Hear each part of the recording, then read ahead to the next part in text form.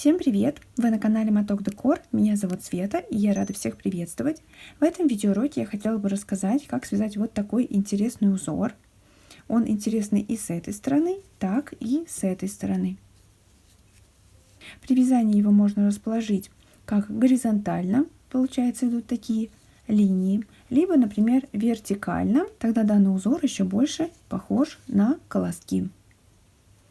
Я сегодня буду вязать данный узор из полиэфирного шнура 3 мм и крючком номер 4. Данный узор подходит, в принципе, для любого материала. Связать его можно также, например, из трикотажной пряжи. Он получается также достаточно фактурный и объемный. В описании к данному видео я оставлю промокод и ссылку для приобретения материалов со скидкой. Выбирайте подходящий вам материал. Желаю всем красивых петелек и приятного просмотра. Итак, вязание будем с вами начинать с цепочки из воздушных петель. Как мы ее делаем? Берем наш кончик, делаем вот такую петельку, кладем как бы сверху рабочей нити, то есть рабочая нить снизу, а кончик сверху. Получается вот такая петелька. Теперь крючком мы залезаем снизу данной петельки, перехватываемся, и вот такая петелька у нас получается на крючке. И теперь мы начинаем с вами набирать цепочку из воздушных петель. Мы хватаем рабочую нить и протаскиваем ее через петлю на крючке.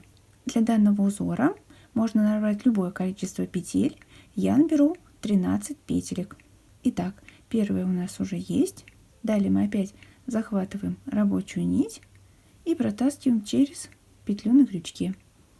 И так далее. Захватываем рабочую нить и протаскиваем через петлю на крючке. Итак, вы набираете нужное количество вам воздушных петелек.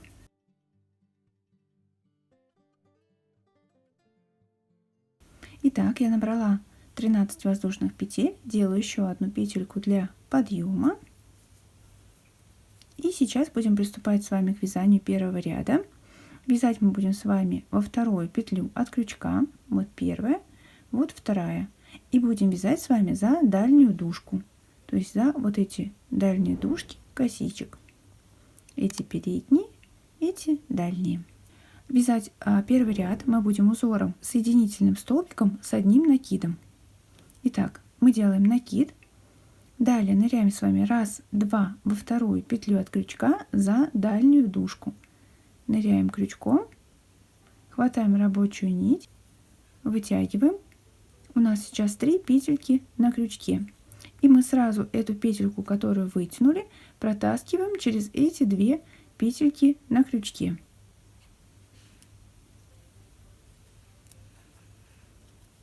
Протянули. Далее мы с вами ныряем опять в следующую петельку, делаем накид. Ныряем в следующую за дальнюю дужку, хватаем рабочую нить, вытягиваем. У нас опять 3 петельки на крючке, и мы сразу эту петельку, которую вытянули, протаскиваем через 2 петли на крючке. Таким образом мы вяжем с вами сейчас соединительный столбик с одним накидом. Итак, делаем накид, ныряем за дальнюю дужку косички, вытягиваем ниточку и сразу ее протаскиваем через 2 петли на крючке. Опять накид, ныряем за дальнюю дужку, вытягиваем и сразу эту ниточку протаскиваем через 2 петельки на крючке.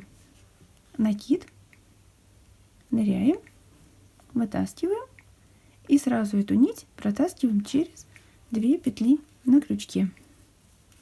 Итак, мы идем с вами до конца ряда и здесь с вами увидимся. Итак, мне осталось провязать последнюю петельку. Я делаю накид, ныряю в последнюю петлю, вытягиваю и сразу протаскиваю через 2 петельки на крючке. Итак, у нас получился первый ряд. Далее мы делаем петельку подъема, воздушную петлю, и разворачиваем наше вязание. Этот ряд мы будем с вами начинать вязать со второй петли от крючка и будем вязать этот ряд соединительными столбиками. Но вязание будет происходить не за 2 дужки косички, а так же, как и было в первом ряду, мы будем нырять с вами за дальнюю дужку косички. Итак, 1, 2, вторая петля от крючка, ныряем за дальнюю дужку, хватаем ниточку и сразу протаскиваем ее через петлю на крючке. Таким образом у нас получается соединительный столбик. Далее опять ныряем с вами за дальнюю дужку, хватаем ниточку и сразу протаскиваем через петлю на крючке. Ныряем, хватаем и сразу протаскиваем. Ныряем, хватаем и сразу протаскиваем. И так мы идем до конца ряда. Я подошла к концу ряда, мне осталось провязать последнюю петельку. Я также ныряю за дальнюю дужку, вытягиваю и протаскиваю через петлю на крючке. Так у нас с вами получился второй ряд. Теперь мы делаем опять петельку подъема и разворачиваем полотно. Это получается будет наша изнаночная сторона. И здесь третий ряд. Мы будем его вязать так же, как мы вязали с вами первый ряд.